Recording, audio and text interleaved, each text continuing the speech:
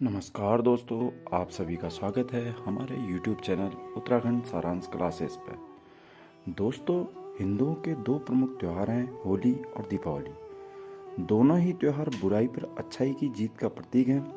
वैसे तो होली के रंगों का त्यौहार माना जाता है। इस दिन सभी सप्रेमी रंग खेलते हैं।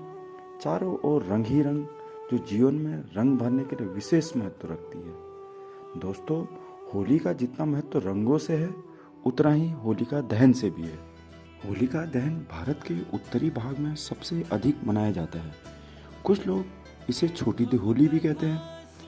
होलिका दहन के अगले दिन, जिसे धुलंडी कहते हैं, वास्तव में होली खेलने का दिन वही होता है।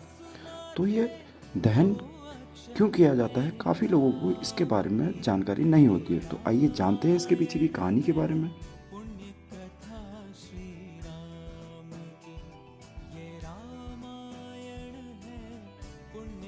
पौराणिक गाथा के अनुसार प्राचीन काल में एक अत्याचारी राक्षस राज हिरण्यकशिपु ने तपस्या करके ब्रह्मा जी से वरदान पा लिया कि संसार का कोई भी जीव जंतु, देवी देवता, राक्षस व मनुष्य उसे न मार सके। न रात में मार सके, न दिन में, न पृथ्वी में मारे, न आकाश में, न घर में, न घर के बाहर, यहाँ तक कि कोई शस्त्र भी उसे न मार पाए। ऐसा वरदान पाकर हिरण्यकशिपु खुद को भगवान मानने लगा और वह चाहता था कि प्रत्येक व्यक्ति विष्णु भगवान की तरह ही उसकी पूजा करे। वहीं अपने पिता के आदेश का पालन न करते हुए हिरण्यकशिपु के पुत्र प्रहलाद ने उसकी पूजा करने से इनकार कर दिया और उसकी जगह भगवान विष्णु की पूजा करना शुरू कर दिया। प्रहलाद भगवान विष्णु का परम भक्त था और उस पर भगवान विष्णु की असीम कृपा थी। अपने पुत्र प्रहलाद को विष्णु भगवान की आराधना करता देख नाराज होने की वजह से हिरण्यकशिपु ने अपने पुत्र प्रहलाद को कई यातनाएं भी दी। उन्होंने पहाड़ से गिराया, उसके आगे सांप छोड़ दिए, लेकिन उसको कोई प्रभाव नहीं पड़ा। इसके पश्चात हिरण्यकशिपु व उसकी बहन होलिका ने मिलकर एक योजना बनाई कि वह प्रहलाद के साथ एक चिता पर बैठेगी। होलिका के पास एक ऐसा कपड़ा था जिसे ओढ़ने के बाद उसे आग में किसी भी तरह का नुकसान नहीं होता था।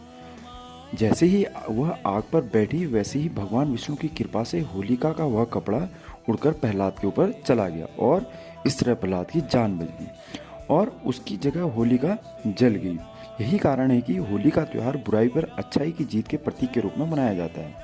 यह त्यौहार फाल्गुन पूर्णिमा को बनाया जाने वाला जन सामान्य का सबसे बड़ा त्यौहार है। इस दिन एक पवित्र अग्नि जलाई जाती है जिसमें सभी प्रकार की बुराई, अहंकार, नकारात्मक को जलाया जाता है और उसके अगले दिन हम अपने प्रियजनों को रंग लगाकर त्यौहार की शुभकामनाएं देते हैं। होलिका दहन का साइंटिफिक रीजन पर भी यह आधारित है। जैसे शीत ऋतु समाप्त होती है और ग्रीष्म ऋतु का आगमन होता है, तो ऋतु परिवर्तन के कारण शरीर में अनेक प्रकार के संक्रामक रोग को आगमन हो जाता है। तो संक्रामक रोग को वायुमंडल में ही यह भस्म करने के लिए होलिका दहन का भी किया जाता है। पूरे देश में रात्रि काल में एक ही दिन होली जलाने से वायुमंडलीय कीटाणु जलकर भस्म हो जाते हैं। इसके अतिरिक्त जलती होलिका की प्रतीक्षा करने से हमारे शरीर में कम से कम 40 फ़ारेनहाइट की गर्मी प्रवेश होती है।